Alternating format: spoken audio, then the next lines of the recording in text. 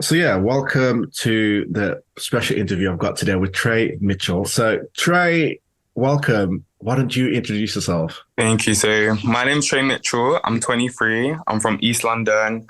I'm a Gemini. I'm a singer-songwriter. I love that, Gemini. Okay, so we're here at EAVA FM. So we're gonna do this special interview because you know what? I feel like we've been chasing each other for so long, and I'm so happy that we finally get to do it. For so long, but finally, today's the day. So Today's the day. So obviously you've released a new project, and it was called Late Summer's Night.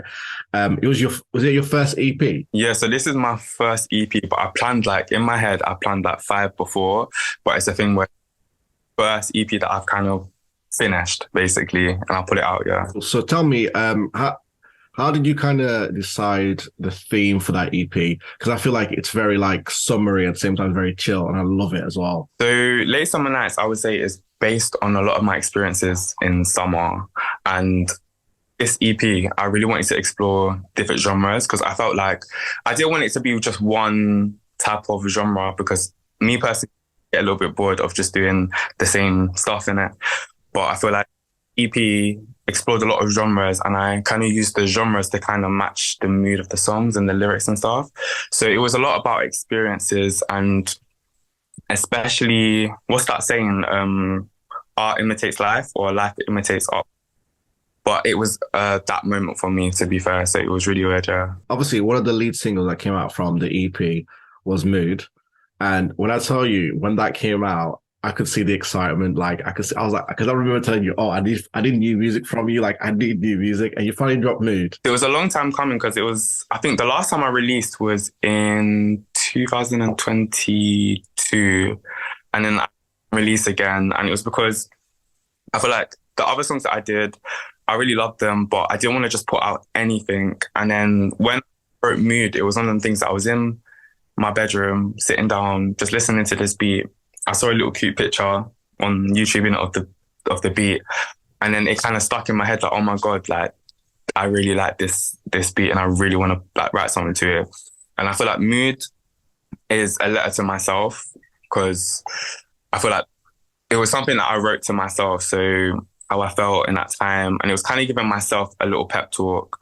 And I felt like it was fitting for the first song that came out in a long time. So, because it's a bit chill, it's a bit slower than the other stuff, but I feel like it's very catchy and that was what I wanted to achieve there. Honestly, I can't remember the first time I listened to it. I was like mesmerized, like wow, finally. And I actually, you know what? I feel like it is one of the greatest songs I've heard this year. Like, because every year I do like sorry, I do like a playlist of like all my top songs I've heard in the year, and that's definitely gone like straight in there, and I absolutely love it.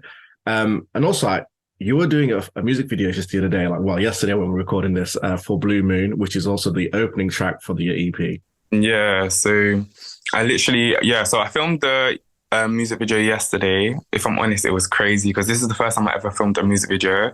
And I feel like you don't actually know how much work gets put into stuff until, if I'm honest, until you actually do it. So a lot of my degree as well kind of helped with that.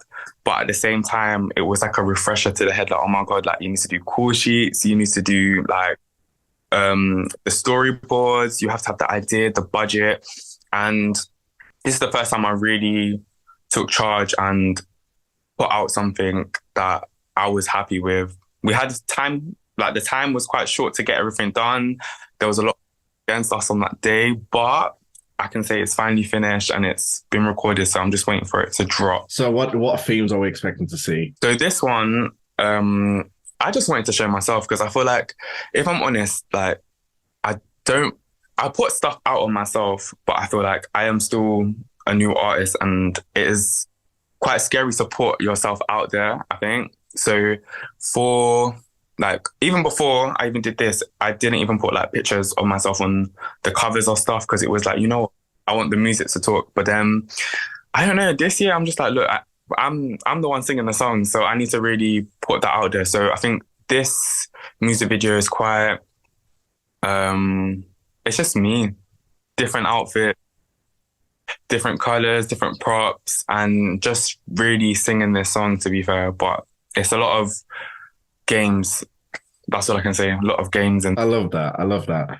So, in terms of you talking about putting yourself out there, I've also noticed on your socials you've been doing like a lot of stickers. You've been putting them like on the street and stuff. And I think that's so creative. That's so like. do you know what? With that, yeah, I'm surprised I haven't been arrested yet because the places I put them, like, I've just put them places in it, yeah. But I think this is the first time I really pushed myself and I really pushed the marketing and the whole name of Tré Mitchel.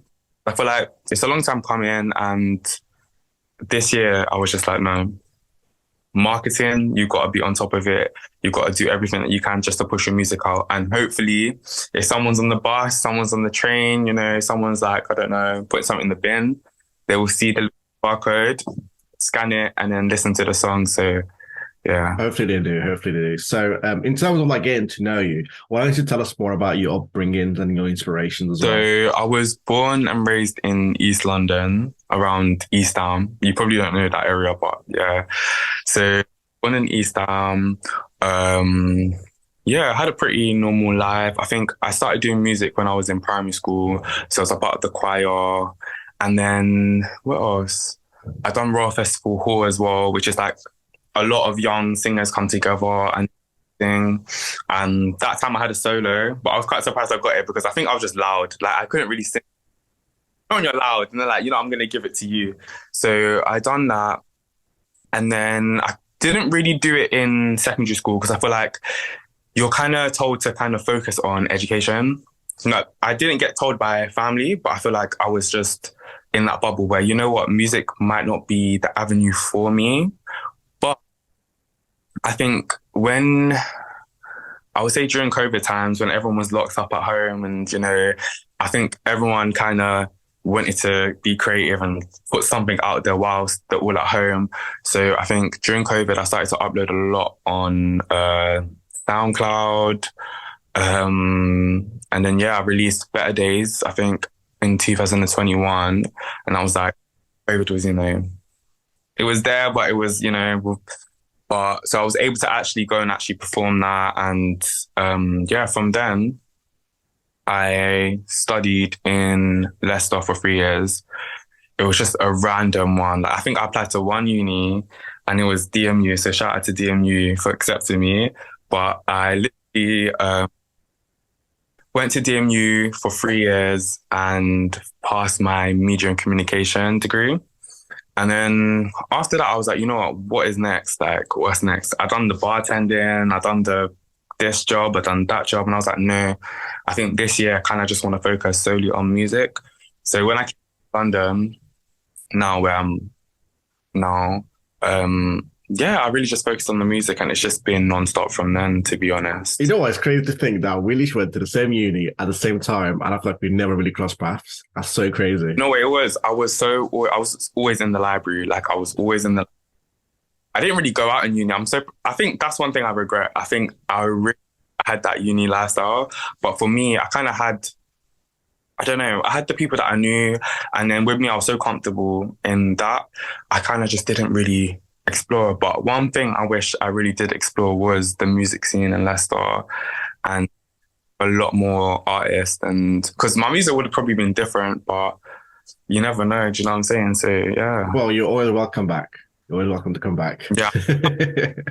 Indeed. So tell me about some of your older stuff as well. So obviously you've got the person right behind you, Only One. You've also got Better Days. So what kind of inspired you to make those in the beginning? So I think most of my songs are love songs, if I'm honest, but they're very much, I like to sing songs that are one, relatable, one that's straight plain, so like anyone can really sing it and you can just get the story. And I think them songs were from situations, if I'm honest, and it's a nice feeling. It's a bittersweet feeling. When I rap music, it's so bittersweet for me because it's like, what's that saying? You have to make lemon out of lemon, something like that, yeah, with lemonade. You have to make lemonades out of lemons, yeah.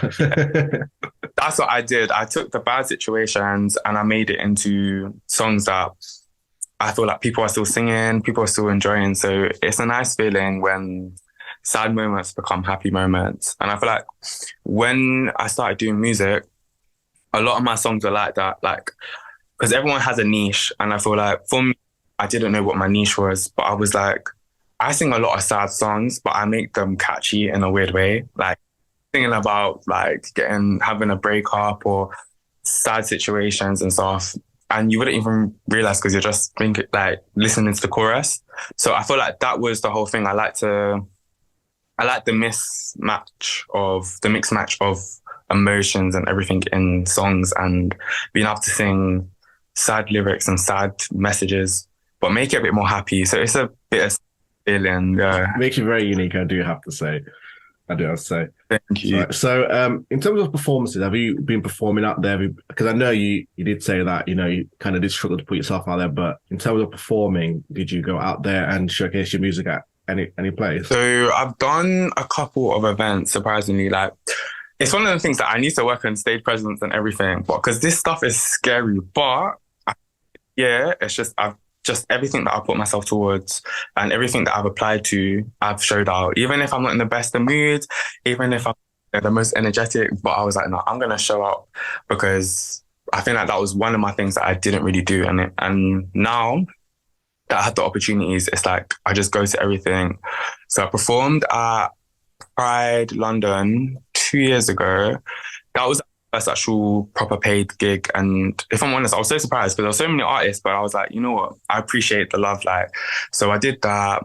I performed at a couple of events for artists, and even now I have a performance coming up on the 26th of October, and it's for Black History Month in London. And then I have another event happening at a club event next month. So it's a thing where the performing, like the opportunities are coming and coming and coming. And obviously I'm like, you know what, let's do it. But yeah. I feel like when you first start like making music, it's so hard trying to find like stage presence. And I feel like with time, you'll perfect it. You'll find what works for you and what doesn't work for you. When you do live performances, especially like in my head, as it sounds, some people can just do loads of backflips and have mediocre voice in it and loving it. But my thing is, it's like, I could do the best performance ever, like in terms of the dramatic side of stuff. Like, but if I didn't sound good, that's the one thing that I would think about. And I think I've gone past really being so critical of myself. And it's more with the more you do these stuff and the more events you go to, I think the better you get, and you don't even realize you're getting better. But totally agree. So in terms of growth, when we had our little meeting before this interview, we talked about your goals and like, where do you want to be in 5 years' time? Do you want to tell me more about that as well? So in 5 years' time, I just want to be on an island in the sun, sunbathing. But I think in 5 years' time, I really want to solidify myself as an artist. And if I'm honest, I really want to be able to be a name that people do know, and people also know me for my writing skills, because that's one thing I pride myself in, like how I write songs, how I emote. But I just think it's just about solidifying yourself in the industry. Like I feel like yourself as well, like you want to solidify yourself in like presenting, just stuff like that. And I feel like that's what I want for myself as well, just to be able to have a name for myself within the creative industry. For real. So I remember in the meeting talking about like owning your own house, being able to just buy a Bentley if you want to. I feel like everyone wants that experience. Yeah. Everything. But I feel like it just being able to have financial freedom and stuff like that. So that's what I'm working towards. But my main goal right now is solidifying my name, solidifying my brand. Because I feel like you're still finding yourself when it comes to stuff like that as an artist, especially you might have one experience that might change your whole image, or you might have one song that you make that makes you a rock star now. So it's about solidifying my brand image and just solidifying me as an artist. I think that's my number one goal. Okay, so tell me, what is in store for the rest of your EP? Is there another song that's going to make a single, a new music video? You got anything to tell me? At the moment, I feel like I'm really just trying to push this EP, get everything out. We're going to have a music video for another song on the EP. I'm not going to share it yet, but we're going to have another music video. We've got a couple things coming up where I want to do a live event in London, actually. But I think that's going to happen in the new year, but incorporate a bit of the EP, but I'm going to be sharing some new material. So yeah, but I really wanted to just promote the EP because I feel like, you know what, when you put so much work into one thing, I think a lot of artists do this thing where they do a song, it gets promoted, and they move on to the next thing.